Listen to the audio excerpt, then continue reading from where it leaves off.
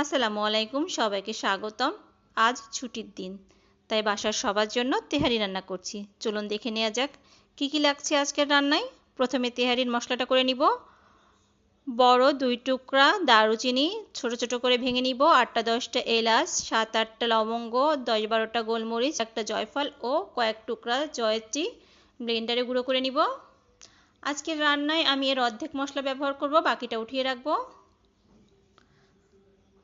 তেহারির মশলাটা কমপ্লিট। এবার আমি রান্নাটা উঠিয়ে দিব। চুলায় একটা হাঁড়ি বসিয়ে দিব। হাঁড়িতে 1 কাপ সয়াবিন তেল দিয়ে দিব। তেলটা গরম হলে 5টা মাঝারি সাইজের পেঁয়াজ কুচি দিয়ে দিব। 8টা 10টা কাঁচামরিচ দিয়ে একটু ভেজে নিব।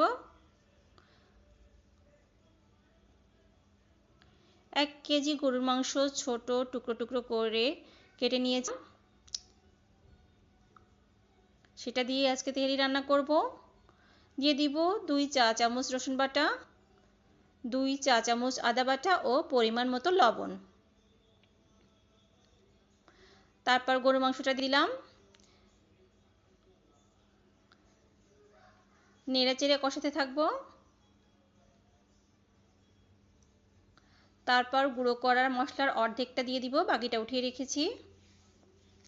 কিছুক্ষণ নেড়েচেড়ে ঢেকে দিব।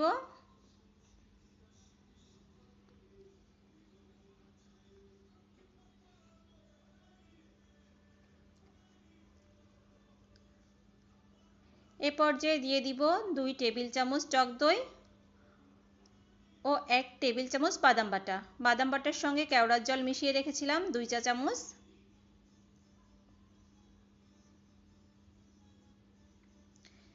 এভাবে নেড়েচেড়ে মাংসটা কষাতে থাকবো। কিছুটা পানি দিয়ে দিব যাতে মাংসটা তলায় না লেগে যায়, আর মাংসটা সিদ্ধ হতে কিছুটা পানি লাগবে।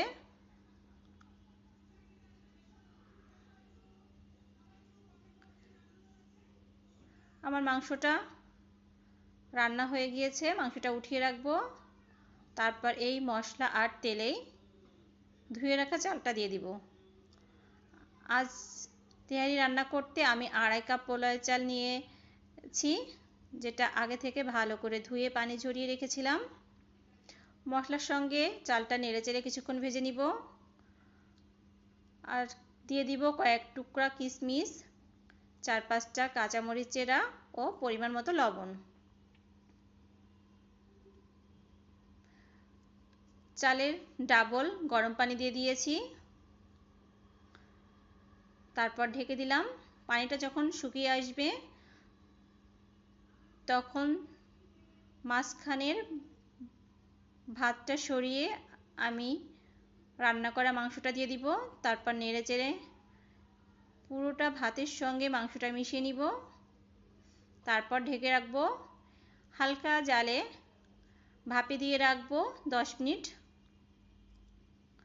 তারপর আমার রান্নাটা কমপ্লিট হয়ে যাবে। এভাবে রান্না করে দেখবেন, তেহারিটা খুব দারুণ হয়, মজার হয়। পরিবারের সবাইকে নিয়ে খেয়ে দেখবেন এভাবে রান্না করে, সবাই খুব তৃপ্তি সহকারে খাবে। ধন্যবাদ আমার ভিডিওটা এতক্ষণ দেখার জন্য।